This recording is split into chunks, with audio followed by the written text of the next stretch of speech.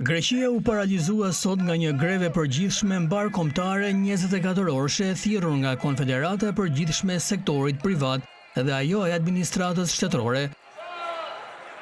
Kërkesat kryesore të sindikatave janë kundër rritjes së çmimeve, inflacionit, krizës së strehimit, duke kërkuar ndër të tjera arritjen e pagave, si dhe rikthimin e pagës së 13 dhe 14.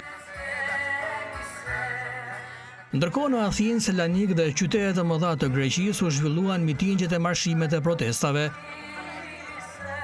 Sindikata e sektorit privat GSE, e cila ka bërë thirrje masive për pjesëmarrje në grevë, pretendon se paga minimale nuk duhet të përcaktohet me vendime të qeverisë, por me marrëveshje kolektive të lira.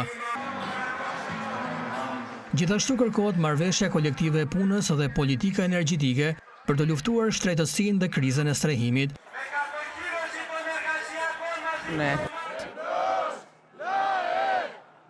Ndërsa në kërkesat kryesore të Federatës Administratës Shtetërore ADEDI, përveç krizës së çmimeve dhe shtrejtimit të qirave të banesave, theksohet se është tashmë më së nevojshme arritja reale e pagave në sektorin publik, dhe se qeveria duhet të rikthejë pagën e 13 dhe 14 në vend.